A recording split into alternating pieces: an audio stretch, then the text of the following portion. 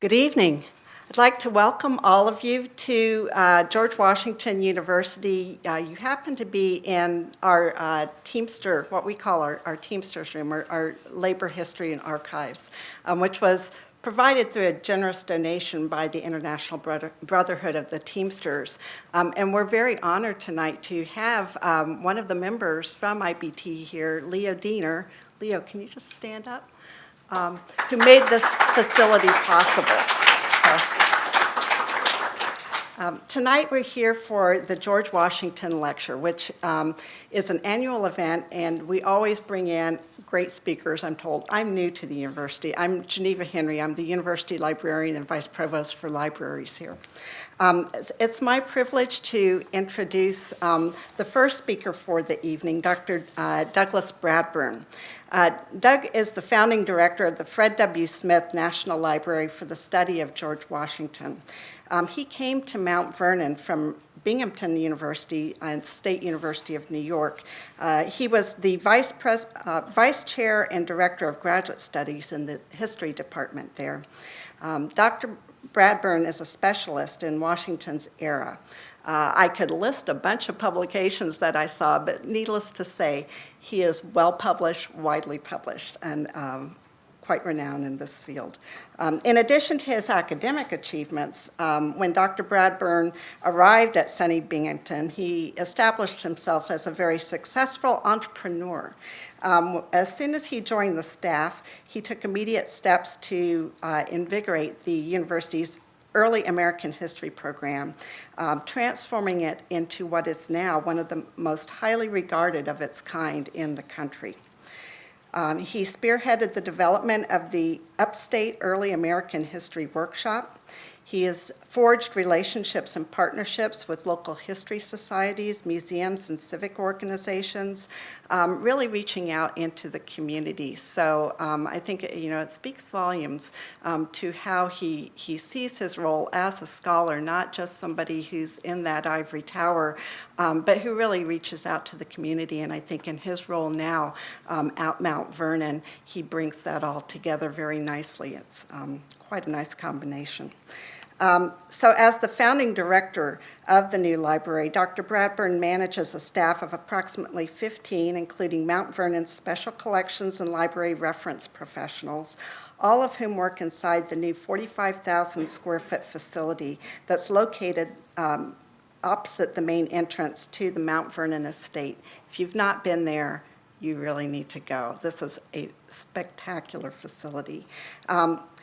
The Mount Vernon Ladies Association raised $106.4 million to construct and endow the library and to establish its opening state of programs, including short and long-term residential research fellowships.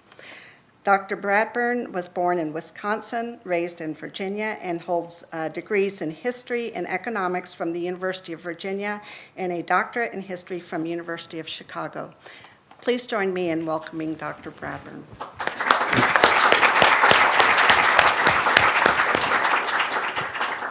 Well, thank you so much. I really appreciate that. And I'm not the person anybody came here to see, so I'll be brief, but I do want to talk a little bit about the new library, the extraordinary new library at Mount Vernon. And I think I'll start with a little bit of the story of the Mount Vernon Ladies Association itself, which some of you may know, and many of you may not know, because it really is a tremendous story of perseverance. Having grown up in Virginia, I kind of knew about Mount Vernon. I went to a lot of historic sites. I went to Colonial Williamsburg, a lot of the houses on the James River. And I always thought of Mount Vernon is that, that's that old house run by the little old ladies, on the Potomac. And nothing could be really further from the truth. I mean, the Mount Vernon Ladies Association is a group of extraordinary, visionary, powerful women who have a legacy going back into the 19th century of establishing the first National Historic Preservation Society. And so the story is in the 1850s, when Anne Pamela Cunningham's mother was traveling down the Potomac and saw the House of Washington kind of falling apart, collapsing, and in danger of being lost, she stirred her daughter to begin this organization that would go on to raise money to save the house, and has owned the house in trust for the American people since the 1850s and really in possession since the 1860s. and have done extraordinary things to preserve the house and make it available for people to tour. And really, by the end of the 1990s, the Mount Vernon Ladies Association has added a more aggressive educational plank to their mission, to educate people about the legacy and life and leadership of George Washington himself. And out of that, they raised a lot of money, over $110 million, to create an education center, an orientation center, a museum, which if you haven't been in Mount Vernon in a long time, is really very different from this house run by the little old ladies. It's an extraordinary museum, campus, an educational center itself. And out of that came the momentum to create this presidential library for George Washington, a library that is just intended to aid in that mission to educate, because what could be done on site now can be projected around the world through the power of the institution itself. And that's the institution that I'm very honored to lead. And it opened in September of this year. It was built entirely by private funds. The Mount Vernon Ladies Association has never taken any government money. Everything they've done has been through the generous donations of a patriotic public and from the admissions and retail of the estate itself. They raised $106 million to build this extraordinary library and endow its programs, and those programs are crucial to help extend the mission. Now, another way to think about where this library came from, though, is to go back to George Washington himself. So he comes back to Mount Vernon from being President of the United States in 1797. He writes a letter to his former Secretary of War, James McHenry. Well, he's also Adams's Secretary of War, James McHenry, Marylander, signer of the Constitution. And Washington has, of course, neglected his home. He's been president in New York and Philadelphia, and so he has lots to do. And he talks about there's painters around and there's sounds of hammers ringing. But he writes that he only had one more house left to build, and it was a house that he wanted to erect for the accommodation and security of his military, civil, and private papers, which are voluminous and maybe interesting. As he points out in that classic, understated Washingtonian way. Of course, they were interesting papers, and they were indeed voluminous. This is a man who presided over and was a crucial leader in one of the transformative moments in world history, and of course American history as well. 16 years as Commander-in-Chief of the fledgling United States, 8 in charge of this army, which Ed will talk quite a bit about, I'm sure, and 8 in charge of the United States as the first president, the president of the Constitutional Convention, himself involved perhaps indiscreetly in creating a world war in the French and Indian War as a celebrated young officer from Virginia, and many more things besides. One of the greatest collections of papers documenting an 18th century plantation in North America, more records than any that I know of, and really haven't been very well exploited. And so, yes, his papers are voluminous, and they're certainly interesting as we pursue this mission to understand his life and his full life and take some lessons from it. So there's really 3 parts to what this library can do. The kind of core is the library, as a place that has collections of books and manuscripts and materials of Washington's that are intended to be protected in the building and preserved. But that leads really to the second part of it, which things in a building don't do anything unless you apply human ingenuity to them. And so that is the notion of the library as a center for scholarship and the creation of new knowledge and new ways to think about the lessons of Washington. And so we have a very vibrant fellowship program. We have conferences, symposia. We have free lectures for the public as well.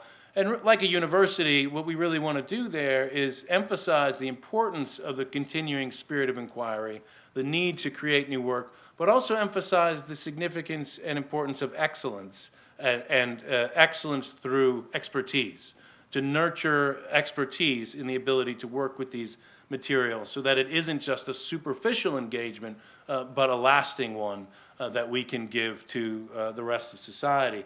And finally, the last great mission is to innovate and educate. Educate the general public, educate students and teachers, and find ways to take the lessons of the past and make them relevant to people today. Teachers and students, of course, but also leaders. So we have a vibrant leadership program that we're developing for military leaders, corporate leaders, government leaders, and others as well. So that the estate now can become a very powerful and I think unique educational institution, and that's what I'm really excited to pursue.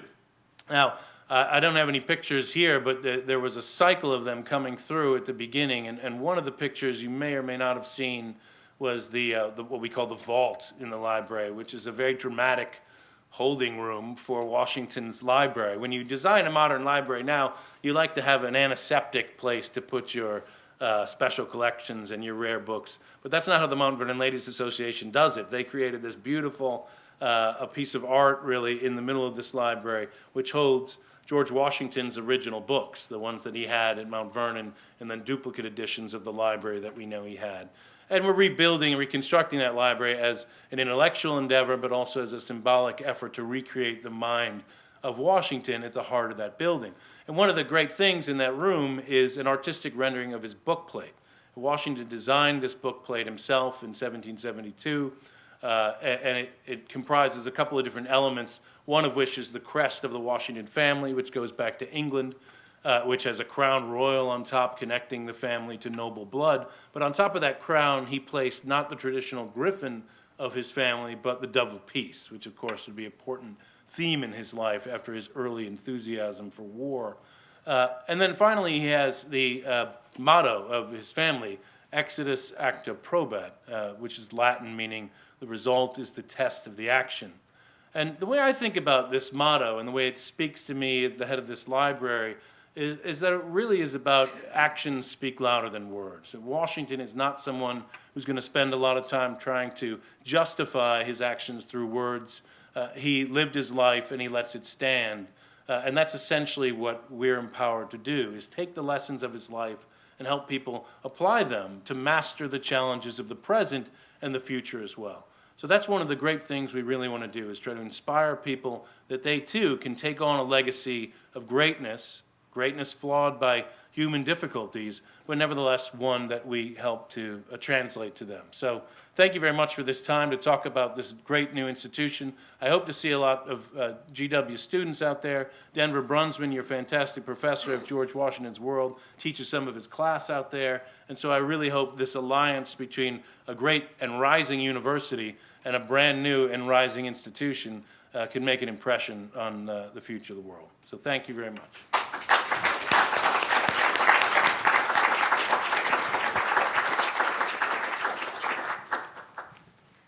Thank you, Doug. I would now like to introduce George Washington University's 16th president, Dr. Stephen Knapp. Thank you very much, Vice Provost Henry, and it was great to hear Dr. Bradburn's really eloquent remarks about this beautiful. It is on top of everything else was said, it's a stunningly beautiful facility. It sits on top of a hill among the trees with beautiful woodworking, some of the most, I think, interesting colors of wood that you'll see in any edifice I can think around here. Beautifully designed. It's transparent. It's filled with light, and it really does stand, I think, for the grandeur of this gift to the nation, which I think is very much also, frankly, a gift to all of us who are connected one way or other with George Washington, either indirectly or in our case very directly. And so we really are grateful to have the opportunity to be partners with this institution, the Fred W. Smith National Library for the Study of George Washington. Well, ladies and gentlemen, delighted to have you all here today. We have found a number of ways over the years of commemorating and celebrating the life of George Washington on the occasion of his birthday, which of course is now celebrated around the time of what's known as President's Day, which took place this past Monday, although Washington's actual birthday is on Saturday, 2 days from now. And we have been commemorating Washington's birth with events both, I would say, festive and sober. On the festive side, we had a bonfire on University Yard, our largest quad, well, at least the largest one on which we can actually hold a bonfire, because it's got grass that you can put sand on and so on. But then we have a more sober occasion on Saturday, where I will once again have the honor of going to the grave of Washington at the Mount Vernon State and laying a wreath at the tomb of George Washington himself. And this new tradition of having a George Washington lecture during the week of festivities adds, I think, a very appropriate academic complement to these festive and sober celebrations. And so I'm glad that we've started this tradition. This is the third such lecture, but I'm sure this will continue as a perpetual commemoration. It really makes so much sense for us to do this, and we are very fortunate to be so well connected with the community of scholars who have something to say about George Washington and his times and are themselves pioneers in the field of studying this very important figure in our nation's history. And so it's now my pleasure to introduce this evening's lecturer, Dr. Edward Lengel. Professor Lengel is both the director and editor-in-chief of the Papers of George Washington at the University of Virginia. This is a joint project of the University of Virginia and the Mount Vernon Ladies Association, about whom you heard earlier, and its aim is to publish a comprehensive edition of Washington's correspondence. Dr. Lengel worked for 2 years on the project while completing his doctorate, and in 1998 he joined the staff as an assistant editor, later becoming associate editor, and then senior editor. He is a renowned military historian whose books include Inventing George Washington, America's Founder in Myth and Memory, This Glorious Struggle, George Washington's Revolutionary War Letters, and General George Washington, A Military Life, which was a finalist for the 2006 George Washington Book Prize. Dr. Lengel is a frequent contributor to Military History magazine and the Quarterly Journal of Military History. He's a member of the Society for Military History and has lent his expertise to several documentaries about the man without whom arguably this nation would not exist. The title of Dr. Lengel's lecture this evening is Setting the Example, George Washington's Military Leadership. Ladies and gentlemen, please join me in welcoming Edward Lengel. Thank you very much.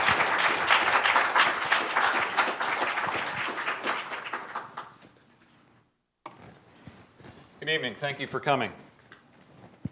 So first of all, I want to say I've given a lot of talks in a lot of places over the years, and I will say there's nowhere at all that has been better prepared than this place, George Washington. This is a speaker's dream, truly. And I want to thank President Steve Knapp. I want to thank Denver Brunsman and Dick Golden, and also Katlia Wonkonkatap, who's done a wonderful job of preparing this, and it really is truly an honor to be here. So earlier this week, Doug was talking about the many programs that are being run from Mount Vernon. One of those programs is a leadership program, and I had the great privilege through Mount Vernon of leading a group of the Old Guard on a tour from Mount Vernon down to Yorktown battlefield, and it was truly an incredible experience. And these men, they're all combat veterans, Iraq and Afghanistan, and they all participate in multiple events here at Mount Vernon in uniform, but they were incredibly engaged and interested in finding out more about Washington and learning more about all the different individuals that participated with him in the Revolutionary War. It was so exciting to walk around this battlefield and hear them saying, oh, you know, if I was here, I would have done this or I would have done that. So it was really and truly exciting. But this experience helped to gel in my mind the idea of Washington in one of his many identities, but what I think is in many ways a fundamental identity for him is as a combat veteran. And that's exactly what he was. Now, his views of war certainly changed over time. In youth, he was a soldier because he aspired to be, and in later years, he was a soldier because that's where he thought he could best serve his country. But his knowledge of warfare truly shaped his personality and underpinned his military and political leadership. So, nevertheless, I think it would be a mistake just to slap the label soldier on Washington, as if he was frozen in some type of a regal military pose. In reality, Washington was throughout his life, just like the rest of us, in a constant process of change and becoming. I think it's interesting, if you look at it, that every generation from the time Washington died up to the present day, they all say the same thing. If you go and you hear a speaker about Washington, or you go and you read a book about Washington, they all begin with the same thing. I'm going to make Washington come alive. And doesn't that really say something, on the one hand, about our need to bring life to him, but on the other hand, how hard it is to bring life to this guy? And I think part of the problem that we've had with Washington and making him come alive is we've had this tendency to view him as being frozen in certain moments of time. We see him in certain uniforms or certain identities at certain moments, that he's either a young man, a surveyor, or he's a soldier in the Revolutionary War, or he's a politician and president, or he's a planter, or he's a slave owner, or any of these multiple different identities, or we see him at certain ages in his life. And we forget that he was, like all of us, in a constant process of change and a constant process of becoming something different, something new. And it's really impossible and inaccurate to say, this is what Washington believed, this is who Washington was, this is what Washington felt. He's in a constant process of change and becoming throughout his life. So if you look at Washington as a young man, he lost his father when he was only 11, removing a major formative influence from his life. His mother managed and trained him, but didn't command his affection, certainly. His mentor was his older half-brother, Lawrence Washington, who fed him on romanticized stories of war from his own squalid experiences at a place called Cartagena in the War of Jenkins' Ear. Anybody remember? I'm sure Denver probably has a big section in his class on the War of Jenkins' Ear, right? You spend... How many weeks do you spend on that? At least 5 minutes. Yes. Well, rightfully so. Lawrence had also convinced Washington to go off to sea as a teenager. It's one of the interesting moments in his life, and I think one area where maybe his mother is underappreciated as one of the great early influences in American history, because Lawrence tried to convince Washington to go board a British ship that had docked at Alexandria and head off to sea. Washington is a lot like, George Washington is a lot like many an American teenager, and as a father of recently 3, now 2 teenage kids, you can begin to understand sometimes that he's in many ways a very typical young man. He wants excitement, he wants adventure, he feels that there at Mount Vernon, as exciting a place as it is now, he feels that it's become kind of an oppressive place to be at home. And his mother is telling him what to do. He's forced to learn how to run an estate. He wants to go out and test himself. He wants to go out and try to find some new horizons, to find some new exciting things to do, to really transform himself and to become somebody new. He's always seeing these possibilities in the future and what may lie ahead of him. And certainly the opportunity of possibly going off to sea, he's dreaming and he thinks how interesting this is going to be. Had it not been for his mother kind of slamming her fist down and saying, there's no way you're going to do this, how might our history have changed? But this mentality stays with George Washington. Even after that dream of going off to sea is gone, he does get a little bit of an experience of going off on an ocean voyage. He goes to Barbados. It's the only place he ever went to outside of the continental North America, continental what would become the United States in 1751. And while he was there, I often think maybe he observed the British garrison and watched them training and thought about the British Empire. And then Washington became a adjutant in Virginia's Southern District of Militia.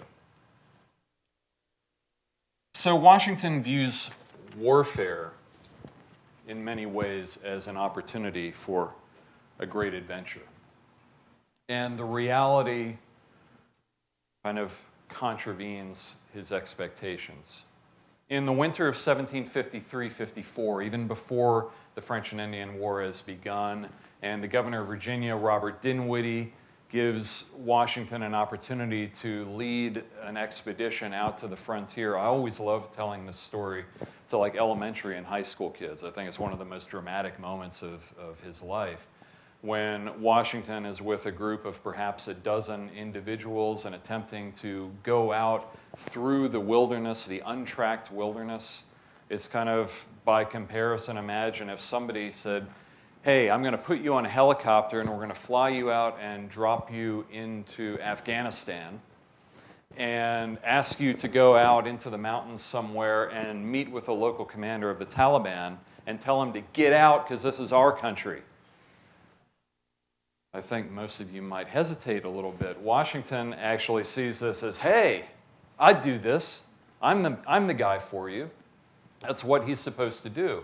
Journey out into the wilderness, meet with the French commandant in the Ohio Valley, and tell him this territory belongs to the British Empire. We want you to leave, in the form of a letter. Washington sees this as, wow, this is exciting. He goes, he leads this adventure, he delivers the letter, and specs out the French fortifications, turns around and goes back, and he's very dramatic as he begins that final run through the wilderness to get back to Williamsburg. He puts on his buckskins, and he gets this frontiersman, Christopher Gist, to go with him, and says, you know, we're just going to go through the forest and make our way back, and we're going to get back to Williamsburg. But Washington begins to break down in the course of this journey. He breaks down physically. He becomes more and more aware of his limitations. He becomes exhausted. And they go to a place, they pass a place called Murdering Town. Just not a very auspicious place to be. And a Native American comes out and offers to help these two men, offers to help Washington, says, I'll carry your pack for you. Washington agrees. He's getting kind of worn out. They go on for a while, and he says, well, I'll carry your musket for you. Washington thinks, well, that may not be such a good idea. He does hold on to his own musket, but a short time later on, as they're crossing through a clearing, this Indian who has his own musket whirls around and suddenly opens fire in an attempt to kill Washington or Gist, and misses, fortunately. Washington, you think, again, we have this image of him as being the man of decision, the man of action. You think he's going to immediately know what to do. He's going to charge forward before the Indian can reload his musket and probably deliver a sock on the jaw or something like that. Actually, Washington hesitates and kind of doesn't know what to do. It's his first moment under fire. It's Gist, the frontiersman who he's with, who rushes up, shoves the muzzle of his musket under the Indian's jaw, and he's about to shoot him when Washington tells him to stop. And then they have this long journey. They send the Indian off, and Washington begins to fear that, well, maybe he's going to come out with his buddies. He's going to kill us. They charge through the forest. They have to cross the Allegheny River. Washington falls in the river, studded with ice floes. Gist reaches in and pulls him out. So he has these early experiences that begin to demonstrate some of his limitations. When Washington actually does go off to war, though, in the beginning of the French and Indian War, and he has his experiences at Jumonville's Glen and at Fort Necessity, and later on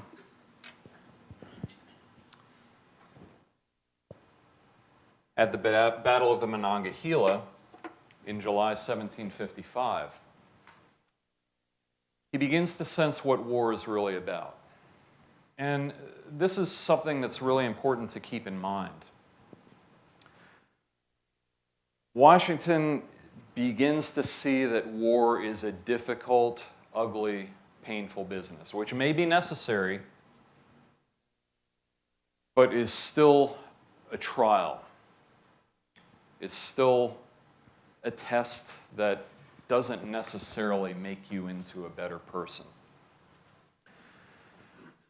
At the Battle of the Monongahela in July of 1755, there's a wonderful movie, We Fight to Be Free, which you can go and see in the Mount Vernon Visitors Center, the Orientation Center, which I had some issues with it. I happen to be one of the historical advisors with it, but I think on the whole they did a wonderful job. It gives you some idea of the turmoil of combat.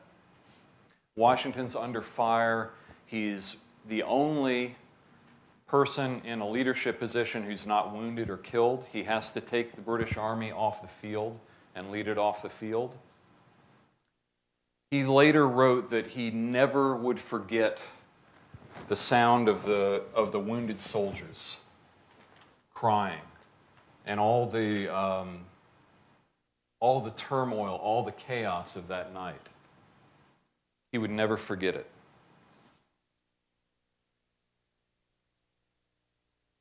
Several character traits emerged with Washington in his first experiences in warfare. Strong powers of observation. The ability to learn from, if not always admit mistakes. Persistence and a great work ethic. In July of 1755, these qualities came to the fore when he observed Braddock's mistakes in administration and communication with civilian leaders, and he filed them away for future reference. He showed great bravery on the battlefield, personal bravery. And also, it's important to remember, he also saw much to admire in the British military system. We have a tendency to think there was this image of the American way of war that emerged from the French and Indian War era, that the British were robotic, the British had no initiative, they had no ability to move on their own, they only did what they were told, they were automatons, robots, and that Americans were the only soldiers who knew somehow how to hide behind trees and shoot and fire. They were the only ones who knew how to think for themselves. What Washington sees in the Battle of the Monongahela is he sees that what the British actually lack is discipline. It's shocking that you think that the British were hyper-disciplined, that the British were too focused on following orders. But he sees what actually happens in this battle is they break down and they fire on each other and they don't listen to their officers. Washington's feeling is that the British failed to do what they preached. They failed to follow the methods by which they'd won a great empire. And his own feeling for how he would view the military in the future is that we need a much more disciplined army, that we need to demonstrate that Americans can do the things the British claim they can do, only better. Most important of all, though, is Washington learns the importance of fundamentals. The military life is about much more than simply going out and fighting battles. It's about much more than simply moving pieces around on a battlefield. Washington begins to develop this sense and this connection with what matters to individuals and individual soldiers. When Washington experiences the French and Indian War, he experiences these battles, he develops a personal connection and empathy with the individual soldiers to see that when they're sitting around the campfire, they're not talking about, well, next time we get in a battle, we're going to move around the enemy's left flank, or we're going to move around their right flank, we're going to beat them this way, we're going to beat them that way. What's most important to them is, where's the next meal coming from? Where are we going to sleep tonight? I'm cold, I'm hungry, I'm hot, I'm dirty. All of those things are what matter the most. And he sees that really what happens with the British along with that breakdown in discipline, is that lack of attention to fundamentals, that lack of attention to individual people, to individual soldiers, and what's important for them. What's important for them are fundamentals. General Braddock, who we saw in the previous frame, who died on the field, leading off the field in the Battle of Monongahela, is notorious for not understanding that. It's one of the problems that the British had, is connecting with their local sources of supply, connecting with the Americans on whom the Army depended, and making sure that all of those fundamental necessities are taken care of. That's one of the sources of the breakdown of the British Army. This is Washington in 1771, 1772, so it's a little bit after the events that I'm talking about. Washington has, let's get to this issue of ambition. When I talk about Washington as changing through his life, as being in a process of becoming, it's said that Washington was obsessively ambitious, that he wanted to become the best guy. He wanted to be the top guy all the time. He wanted to be in command. And there's that sense that if you talk about him in the military context, that Washington wanted to be the leader throughout his life. He wanted to be the person who was going to win great battles and accomplish great things. A couple of things about that. Why did Washington want to get a commission in the Royal Army during the French and Indian War? It said, well, that's because he was so ambitious, he thought if he can become a British officer, a commissioned British officer, that he's got it made. Washington was actually determined not just to get a commission for himself, but to get commissions for all of his officers, because he was ambitious for his countrymen. He wanted to be able to show that Americans could accomplish and do the same things the British could do, only better. And as Washington begins to work on forming a couple of formations called the Virginia Regiment, the 1st and 2nd Virginia Regiments, that's what he's trying to do. So he's trying to show we can accomplish, we can be ambitious and achieve the same things. It's we who are ambitious. It's we Americans who need to show they can accomplish things. But also the ambition for the military life is not the same in 1775 that it was when he was a young man. I talked very briefly and very impressionistically of what he experienced in the French and Indian War, and Washington as a combat veteran. At the beginning of the French and Indian War, he is ambitious to kind of show that he can be a great soldier, that Americans can be great soldiers, that he can accomplish things and take a leadership position. By 1775, he's completely different. I want to talk for just a moment about the idea of Washington and becoming commander-in-chief of the Continental Army. That feeling that you'll hear over and over again from multiple people, that he took command of the Continental Army in 1775 because he really wanted the job. And he truly thought that he could do better than anybody else. That he thought that this is why he wore his uniform in the Second Continental Congress, because he would be able to tell everybody, I'm your guy to be commander-in-chief. Yes, he did not actively seek this position.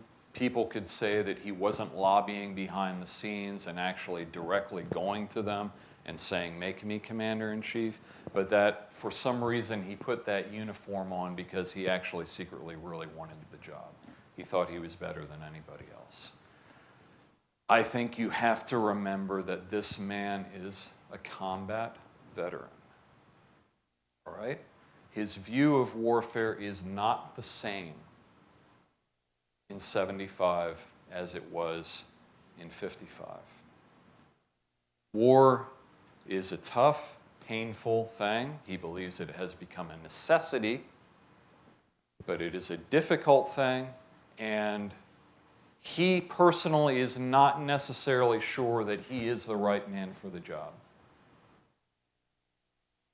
Believe it or not, I choose to take Washington at his word.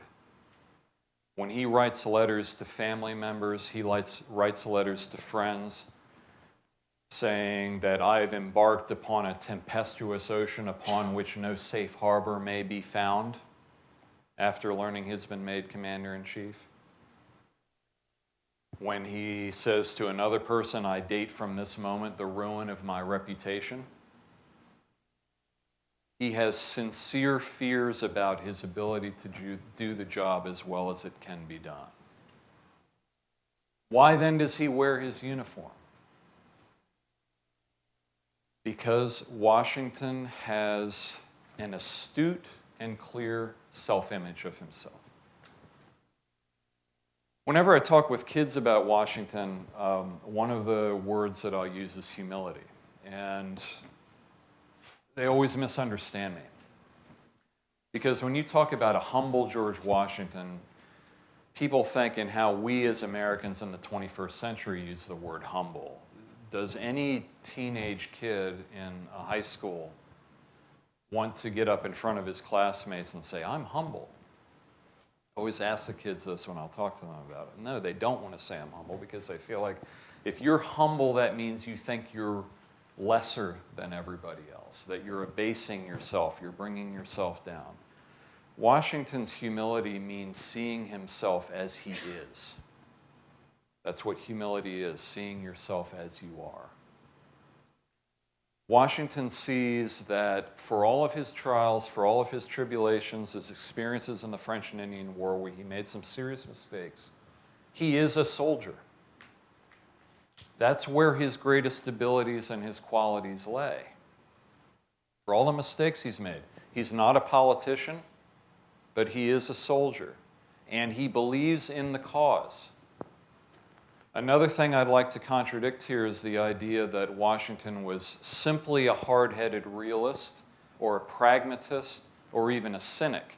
Washington was an idealist who really believed in things. He really believed in right and wrong and good and bad, and there are right causes to fight for and there are wrong causes to fight for. He believes this is the right cause to fight for.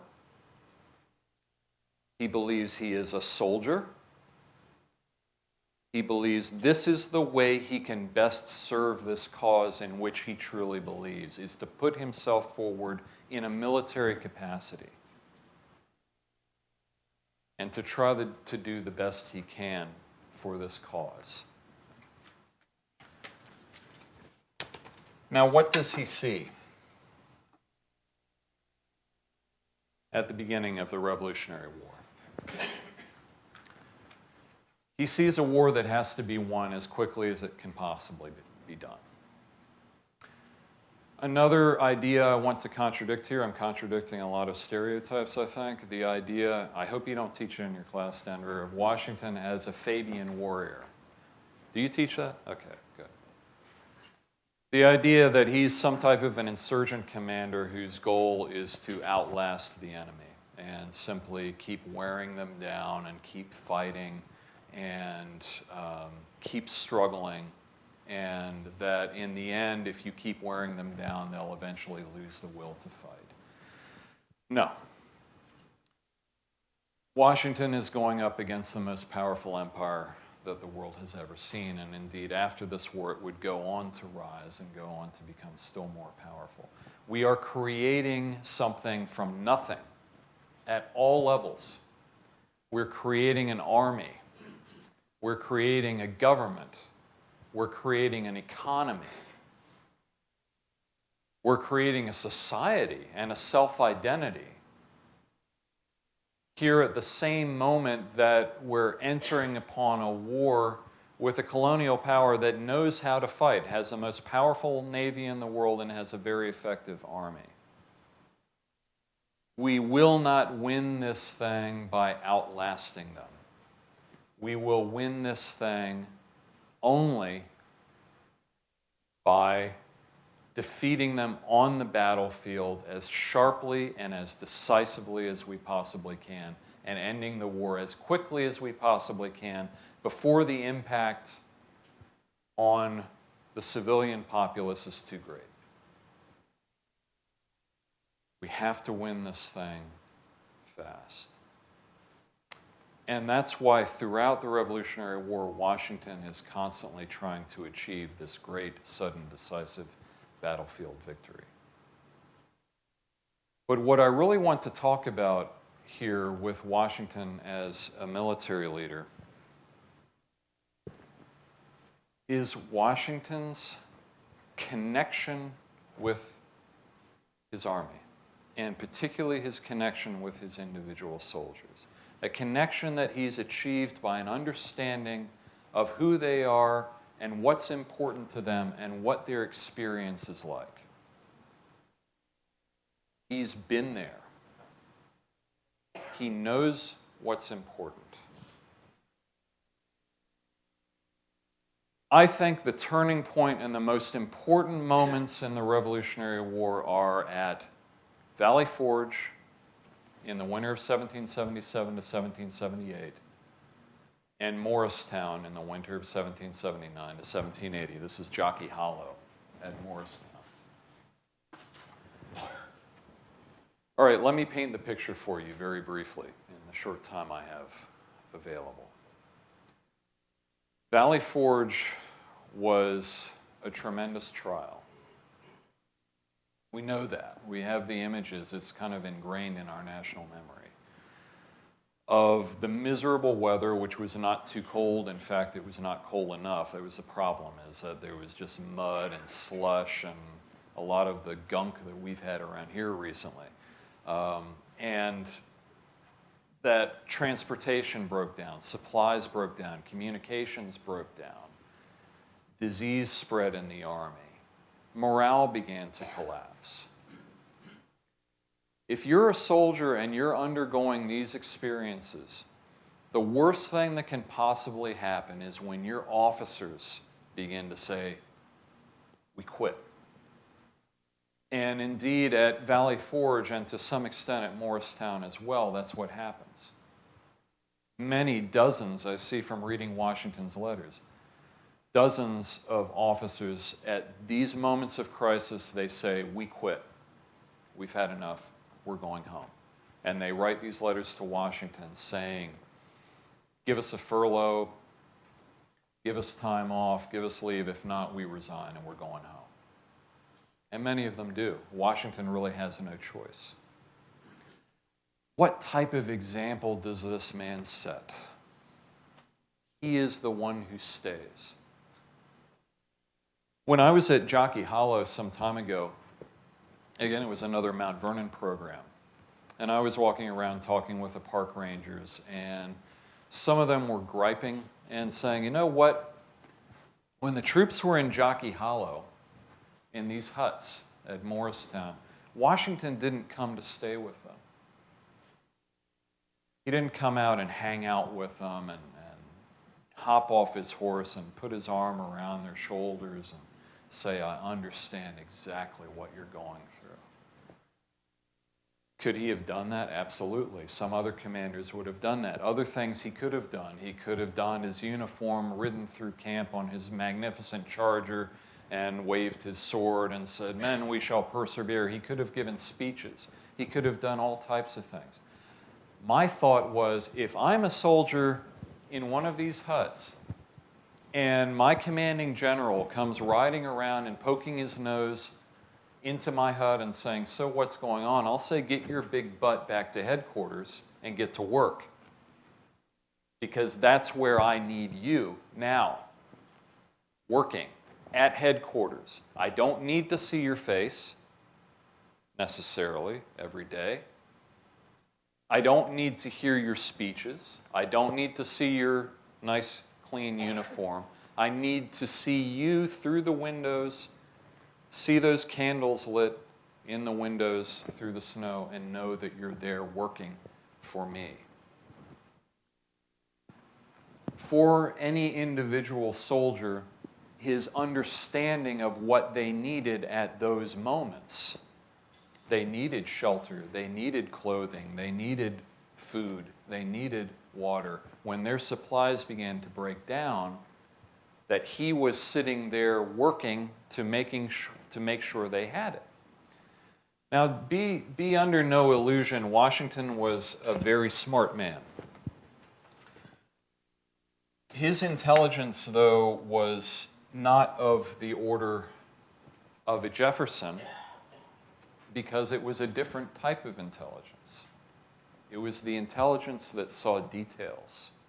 It was the intelligence that was willing to work and be meticulous and sift through the smallest little things one by one, not dismissing anything and saying, this isn't important enough for me. That intelligence, that powerful mind, allows him to work through these crises at Valley Forge and Morristown and provide the soldiers with the basic necessities they needed. And it formed that bond, just an incredible bond between him and them, to the point that when he entered into the battlefield at the Battle of Monmouth after they come out of the Valley Forge winter, he appears on the battlefield the first time. The soldiers are in retreat, and they see him. He hasn't given an order. He's just appeared, and they immediately start cheering. They feel now he's here, everything will be all right. The general, you know that no matter what sacrifice you make, no matter what challenge you face, you're not going to suffer in vain for nothing. That individual connection means everything. Now, also, he's a guy who knows how to relax. And that means something as well. I was joking with some of the old guard that what really won the Revolutionary War was Washington's love of good wine and his ability to party. Okay, we're at a university. Is it true maybe your students do actually have parties sometimes? Washington did know how to cut loose. He did know how to relax. In the right circumstances, he did know how to be human. The French alliance is extremely important. I'm not going to go into a whole lot of details about it because I want to zero in on one quality of character. Managing that alliance is incredibly difficult. The French can be a little bit difficult sometimes. So can we. And putting a Frenchman and an American in a room together is not necessarily any easier in 1781 than it was, say, in 2003, 2004, or today. But they have different views of the world and different attitudes about things. When the French alliance begins in the spring of 1778, there are multiple times when this alliance is on the verge of breaking down, and I could give multiple instances, but because I'm short on time, I won't. There's a moment in 79 when Lafayette's the darling. Doesn't everybody love Lafayette? He's everybody's friend. He's your perfect Frenchman. He's so dashing. He's so handsome. He said that he never felt in greater danger in his life than walking the streets of Boston. And not because he was afraid he was going to get mugged, but because he was afraid he was going to get strung up from the nearest lamppost because the people hated the French so much, because they felt that the French had joined in this alliance with us and they'd quit, and they weren't fighting the way that they should. And their fleet dropped us off at Rhode Island to attack the British, and then their fleet fled and sailed away and left us holding the bag. So when Rochambeau enters onto the scene, and Washington has to work with Rochambeau, it's a great challenge, They're two very interesting men who are both very dedicated, but there's a problem that they don't speak each other's language. Washington doesn't speak French, Rochambeau doesn't speak English. Who plays the central role in seeing to it that the two get along? Major General the Marquis de Chastellux, who is fluent in both English and French, who is well-traveled, who is very cultured, who has a great sense of humor, but who, most of all, loves a good glass of wine. Washington and Chastellux hit it off right away, and their relationship develops into a very close friendship. If I can beg your indulgence, I'll read a letter that Washington wrote to Chastellux, July of 1781. "You have taken a most effectual method of obliging me to accept your cask of claret, as I find by your ingenious manner of stating the case that I shall, by a refusal, bring my patriotism into question, and incur a suspicion of want of attachment to the French nation, and of regard to you, which of all things I wish to avoid. I will not enter into discussion of the point of divinity, as I perceive you are a master at that weapon. In short, my dear sir, my only scruple arises from a fear of depriving you of an article that you cannot conveniently replace in this country. You can only relieve me by promising to partake, I will emphasize this, partake very often of that hilarity which a glass of good claret seldom fails to produce." So that ability to interact, actually, I think Washington was a superb communicator. And that kind of stiff image that we have of him isn't fair. Washington's empathy, I thought, the more I've thought over this, about the different adjectives that we can use to describe Washington, what is one of the very last things we would use to describe Washington is empathy.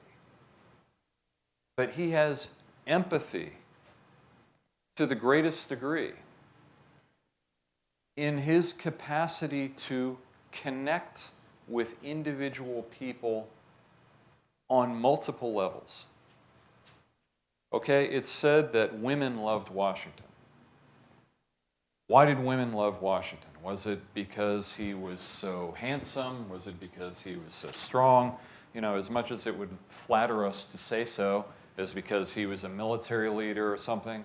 No, it was because he talked to them as human beings, as individuals, who were worthy of respect, who were worthy of conversation in their own right, which is a complete different view from the typical 18th century attitude, which taught that women were kind of a different species, who were so impenetrable and hard to understand that men and women would separate into separate rooms.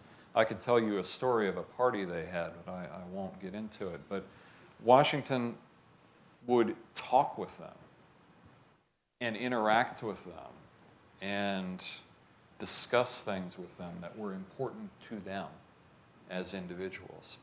Throughout the war, his ability to interact with people at all levels of society, from Congress to state governments to local governments to individual farmers, individual civilians, and look them in the eye and to say, I understand, and to give them a feeling that they understood him as well. As a military leader, his ability to look individual soldiers in the eye and say, I understand, I can relate to you as an individual, and their feeling that that was reciprocated was absolutely fundamental. And I will end with this example. By the end of the war, the Revolutionary War, something develops that has developed in every war in which this country has ever been engaged. And is very much alive today and is very much developed today. And that is the gap between those who have served and those who have not. And in the 18th century, there was mutual suspicion on both sides. There was the fear from civilians that the army had become an entity in of itself that no longer was part of the body politic, that had its own interests and that would pursue those interests possibly to take over the country. And the fear from the other point of view, from the soldier's point of view, that those who stayed at home didn't care. Not only didn't understand, but didn't care. And at a place called Newburgh, New York, after Yorktown, after all of the battles are over, manifestos begin to be issued and shared throughout the army, which say specifically, your country does not care about you anymore. Your country is abandoning you. When you go home, there is no provision for you, there is no provision for your family, for your ruined businesses, your wrecked farm, your wrecked health, your children. You may have been wounded, ill, unable to work. For widows, for orphans, there's no provision. And much as Congress promises to do something, they don't. Much as Washington tries to convince them to do something, they cannot, because they depend on states to raise money, and Congress can't raise money on its own. And there is a very strong sentiment in 1783 for marching on Congress and imposing the Army's will at the point of the bayonet. It was a real possibility. Do I think Washington could have been king? No. But could there have been a military dictatorship? Absolutely, in 1783. It was a very real possibility. And it reaches the point where members of the Army and officers are encouraged either to march on Congress or to march out into the countryside somewhere, put down their arms, let the British do what they will. There's this great moment where Washington appears in front of the officers at Newburgh, and he puts on his spectacles, and he says, "Gentlemen, I have grown gray in your service. I now also find myself growing blind." And I would urge you to think for a moment about what that really meant. If you try to pull together all of the things I've tried to discuss in this brief talk from the beginning of Washington's early experiences, his early ambitions, his experiences as a combat veteran, his connection with the travails and the sufferings, and even the joys and the camaraderie. Military life not being just a miserable slog, but holding friendships and camaraderies and even joyful experiences that they carry for the rest of their lives. Understanding all of those things through all of the trials and all the work that he had to do, and the fact that he was able to form connections on both sides with civilians and with soldiers. As I say, look them in the eye and communicate with them individually, with men and women both. Then you take him to this moment. A huge gap has appeared in the country. There is only one man who can step in and keep that gap from tearing the country apart, and that's Washington. When he puts those glasses on, he was a man who understood symbolism, and he viewed many of the things he did as being acts on a stage. He's using those metaphors of the theater constantly. He feels he's following a script. When he puts those spectacles on, he's deliberately making a choice not to hearken to military glory, which would have been the standard of the time, to call them back to battles they fought, to call them back to glories achieved, you know, to do his Kenneth Branagh Henry V moment at Agincourt. but to say, I worked for you. What's our association in our mind with glasses? Work, reading, writing.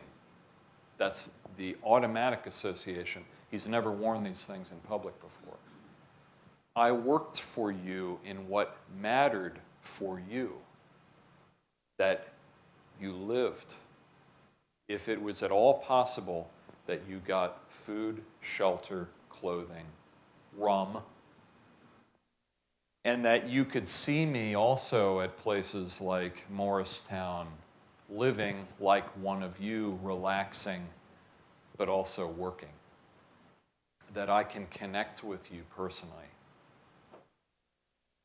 That's really the model and the central quality of Washington's military leadership. And the genius of him as a man, and you'll see this later on as a president, is his personality and his understanding of humanity. Thank you very much.